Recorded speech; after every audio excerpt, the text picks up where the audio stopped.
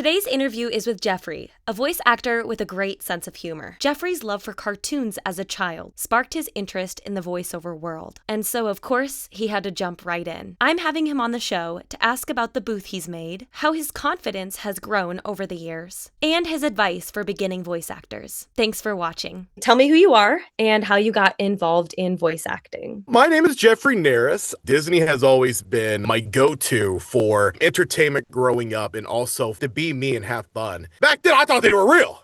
They were real characters. I was like, man, I wish I could meet them. Later on in the years, really you start develop a conscience and you're like, oh, wait a minute. They're done by voice actors. After just keep watching a bunch of DreamWorks, Disney, Pixar, you just start getting more and more in love with not only the characters, but also the people behind the voices, because if done greatly, it puts a big impact on you. And I think that's one of the biggest reasons why I wanted to. I love bringing good, positive vibes to everybody. I love being goofy. I love to have fun. And I think voice acting is a way for me to share that with everybody so that if you're having a bad day, hey, maybe I can make you laugh. If I can't make you laugh, well, I'll go get a job delivering newspapers. That's like the biggest reason. And I think one of my biggest inspirations, especially if we're going on the goofy side, is rest in peace, Robin Williams. He was one of my most favorite actors and voice actors. He just had that thing about him. He's unforgettable and nobody will ever forget him. He played a lot of good iconic roles and he would probably be one of my biggest inspirations when it comes to voice acting. Another inspiration who comes to my heart, Brian Hall. His first ever video that blew up, he sung Let It Go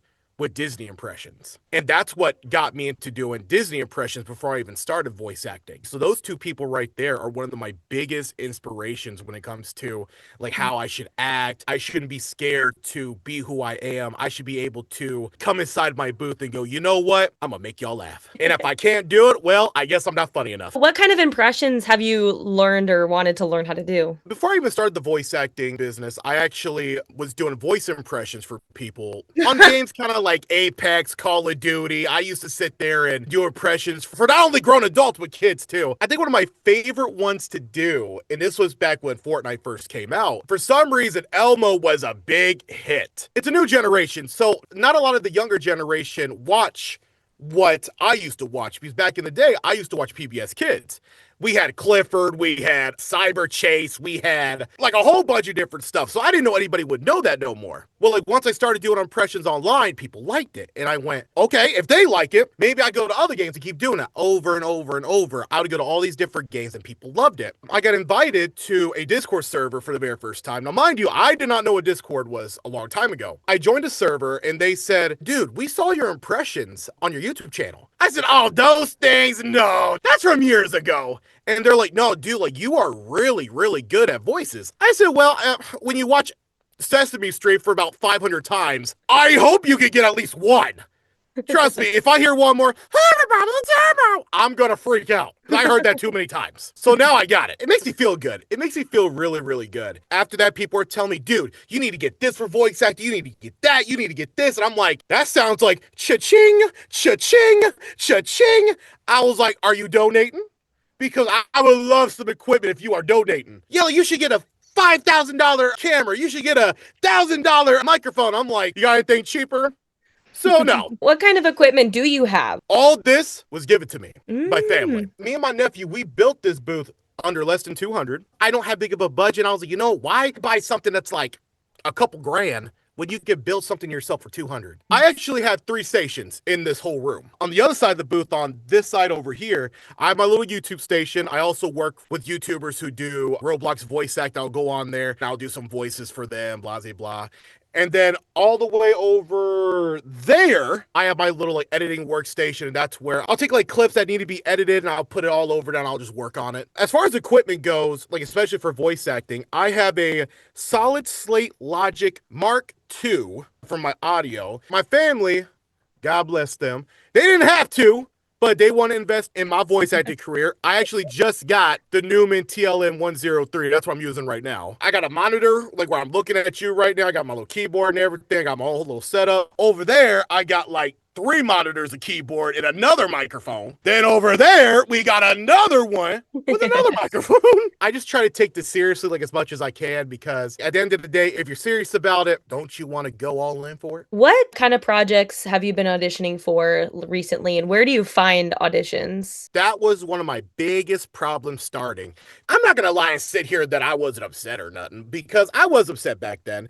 It was more of the everyone was getting roles, and I sat here and went, "How are you finding this stuff? I'm looking everywhere. People are telling me, well, you should buy this subscription, and if you pay $500 a month, you can audition for 3 days, and then you gotta pay another 500. I was like, what? No. I was like, no. So then finally, somebody in the voice acting community, his name was Ghost. He actually took me under his wing and said, you know what? I see potential in you. I will personally help you with your journey. Because of Ghost, he taught me how to look for auditions, where to go. He taught me, you just started, you're going to have to climb your way up the ladder. But you know what? I'm willing to help you. You don't got to worry. The biggest thing for me, as soon as I figured out, is don't be scared to send a DM to a dev. That's one way for you to grab an audition. If you like something and you really, really are passionate about, hey, I love this project and I want to do it, reach out to a dev. What's the worst thing they're going to say? No. And it's not going to hurt if you go, you know what? This project looks great. I see no voice acting in it.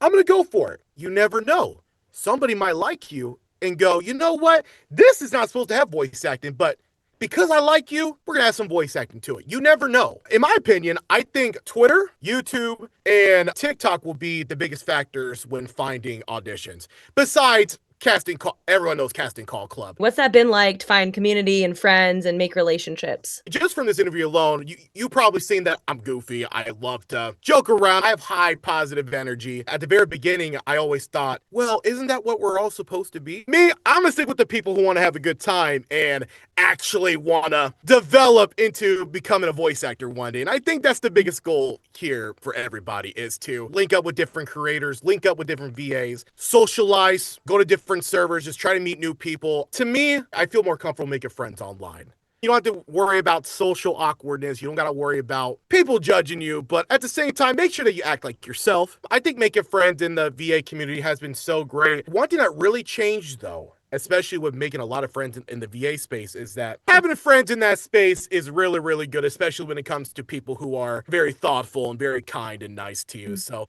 I'm very grateful for all the friends that I got in the VA community. It has been such an honor to have them by my side through this whole journey. What are your favorite kind of characters and projects to do? I have been stereotyped for one voice. I'm trying to get out of that because I don't want to be just doing the same voice for everybody. But one of the voices that I guess a lot of casting directors do like is my soldier drill sergeant type thing. That always piques everybody's interest. The roles that I actually have been wanting to do, I made like a wish list on Twitter of what I wanted to do. And I said, well, you know what? I've always wanted to be a main character. My time will come eventually. Some characters who I actually want to do, I want to do more cartoon animated stuff. I have so many people tell me, dude, you can definitely do a cartoon. I was like, I watched Ed and Eddie for like 7 seasons. I mean, I'm trying to be in the cartoon. And everyone says, you have a great soft-spoken voice. I have people tell me that you have a good gruff voice. I go, well, everybody likes the gruff, but I guess nobody likes the soft-spoken kind. I have no idea. But the voice that everybody likes, all I do, I just gruff it up a little bit. I just go, hey, what are we doing here? Come on, guys, let's go. That's the only thing people like. And I'm like, I don't want to keep doing that over and over. Please, someone cast me for something different. Have you done any formal or informal trainings for voice acting or other types of acting? I taught myself. That means watching anime dubs, watching cartoons, watching movies, TV. I had to watch everything so I could get a good mindset of, okay, so this is good for this is good for this, don't do that. That's pretty much how I self-teach myself. I've been doing this for about 5+ years now. What are some of your biggest accomplishments in the last 5 years? My confidence. The biggest victim was myself. Now, like I said earlier, was that when starting, you want to get your first role. You want it. You crave it. Thing is, it doesn't happen like that. And I had to tell myself, listen, you can't get every role. As much as you want to, you can't. Your voice will match some characters better than others. And I think that was my biggest thing because I've always felt defeated. I sat here all the time and I was talking to my buddy and I was like, dude, I don't know if I'm doing this right. You've been telling me that I've been improving. You've been telling me that I've been skyrocketing myself up there. Like you're giving me all this praise and you're telling me that I'm doing everything right, but I'm not getting nothing. And the coolest thing that I've ever heard, and this is one of my most loving things that I've ever heard. Mind you, my dad's a military man, so he's strict all the time. He called me and he said, you know what? They're lost. If they can't see you for you, or if they don't see the true potential in you, that's on them. Somebody will value and somebody will sit there and go, you know what?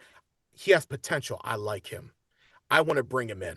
Actually, I have a game that I'm in that just got its demo out, and my boss's name was Gabby, and he actually gave me my very first opportunity to be in something that I've always wanted to be in. And that's a video game. And with that came possibilities that I would not dreamed of. I've been in so many different things now. I actually, like a month ago, like when I first got with the people who made Babel and Luda, I actually got connected with a YouTuber named Tub. I got to star as a character called Muscle. That video broke 100 and something thousand views. And there's been times where I will go in the lobbies and they'll go, "Are you Muscle?" I'm like, "Who just said that?" I'm like, "Yeah."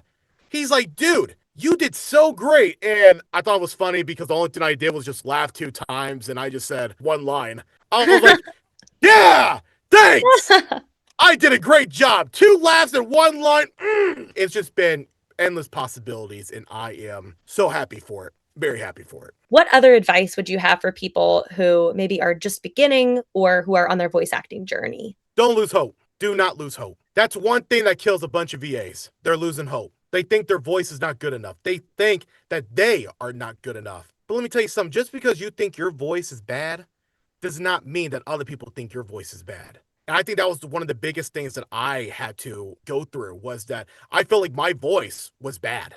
Like I felt like that I could not do a thing. Every time I recorded a line or if I was just like having fun and me and my friend did like a dub with each other, I'm listening to it. I'm like, dude, that sounds nasty. What is wrong with my voice? Showed to other people, dude, you sound just like Tanjiro from Demon Slayer. They're like, dude, you did the role perfectly. But with that being said, guys, please do not lose faith. Don't. Because if you do, you're not going to succeed. If you honestly want this, you have to go for it. That means either A, try to find a class or two, B, you could try to self-teach yourselves, or try to get yourself out there with VAs who know what they're doing and be friends with them. Every VA that I've encountered so far, they're kind. Very, very, very kind people. And they will help you if you need help.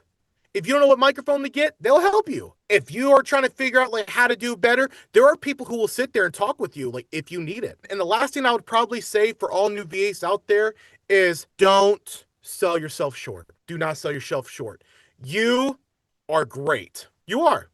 Don't ever think that you're not doing good for yourself. You are doing great out there.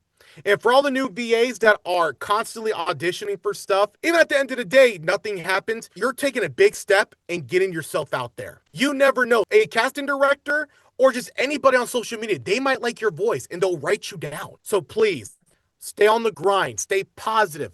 Don't self-short yourself and be confident. That's the biggest thing in VA.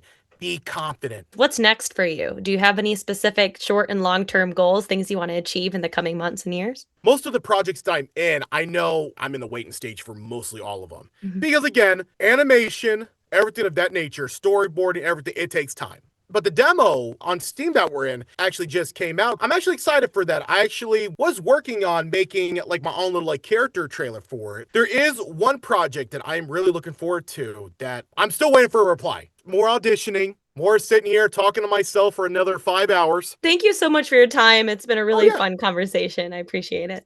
Oh, no problem. I had so much fun.